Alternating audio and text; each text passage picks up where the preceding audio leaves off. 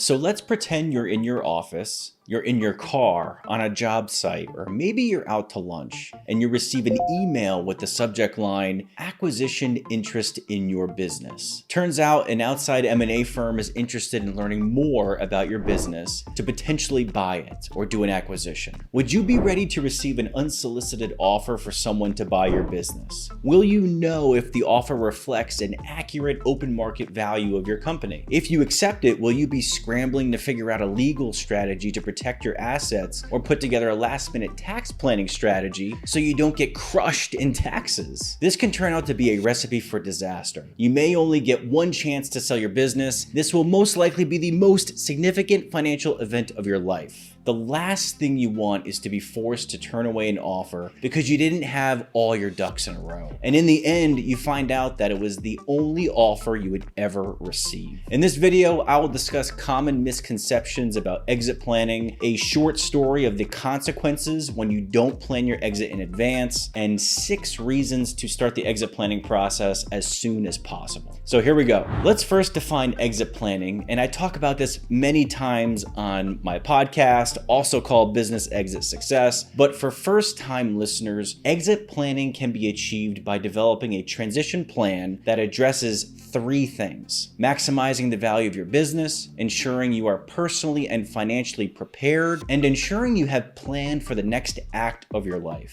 This is otherwise known as the 3 legs of the stool. Another way to look at exit planning is growing your business in a manner that converts business ownership into personal financial freedom and peace of mind. Many believe they can put off exit planning until they are ready to sell, whenever that is, right? Some of the most common reasons to kick the can down the road on starting the exit planning process are the assumption that when you're ready to sell, a buyer will appear. Many don't actually understand the complexity of selling a business, and many owners don't like thinking about retirement or mortality. And many assume they will just pass the business down to their kids or their employees. One of the most common reasons is many think about their exit as an isolated event. You sell your business, get a check, and off to Hawaii you go, right? If it was only that easy. An exit is far from being just an event. It's a process that can sometimes take up to 2 or 3 years while continuously being revised and updated. This is very similar to a financial plan, which is a living, breathing document that is adjusted over time to changes that happen in your life. You sell or buy a house, you start a retirement plan for your business, bring on a partner, get divorced, somebody passes away, and you inherit assets. These are all life events that require changes to be made to your financial plan and your exit plan. So let me share a quick case study on what could happen if you decide to delay planning your exit strategy sooner than later.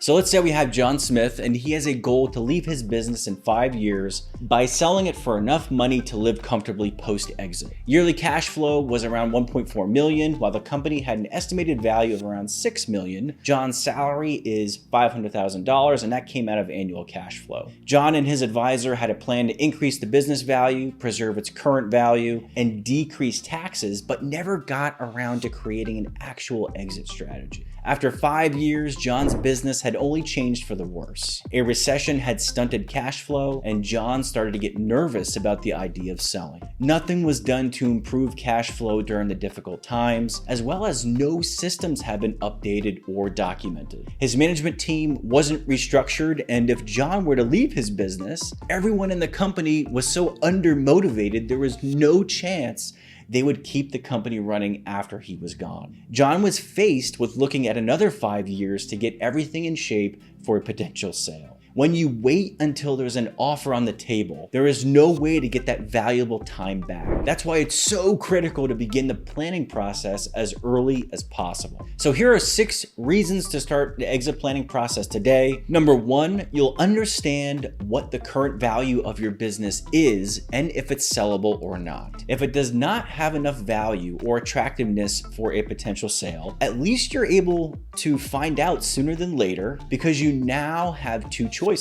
You can make changes that increase the value of your business, or you can leave things as is and make other plans to fund your retirement. At least you're not going at it blind anymore. Number 2, the volatility and ups and downs of the market for buying and selling privately held companies won't bother you as much anymore. When you have an exit plan in place, you give yourself the power to entertain offers when the M&A market is hot, or maybe you receive an unsolicited offer a couple years ahead of your actual transition goal. If you've been implementing exit planning, you will be in a position to take advantage of those unexpected opportunities. Sometimes a successful exit isn't about when you're ready, it's about when the market is ready. Number 3, you have leverage when negotiating the terms of the deal. Knowing what your company is worth and having realistic multiples in place, supported by solid data, gives you all the power when an offer comes to you. Now you can determine if it's a poor offer or not, and negotiate from a position of strength because you engage the right professionals on your team and done your homework.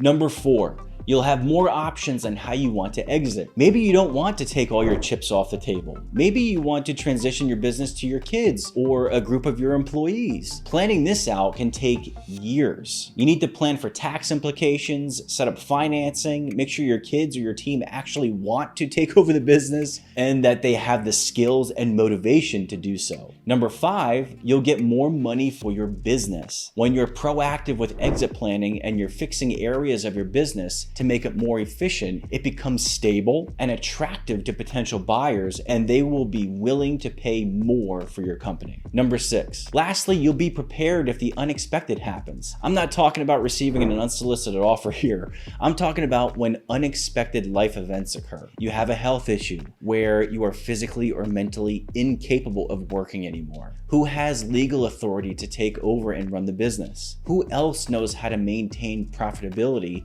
and keep the doors open? Your exit strategy should include a succession and contingency plan to ensure the business continues to run smoothly, God forbid, if something happens to you. So I hope the big takeaway is to start exploring the exit planning process much sooner than later. Maybe you've been building your business 10, 15, 20 plus years. Position yourself to one day enjoy the fruits of your labor.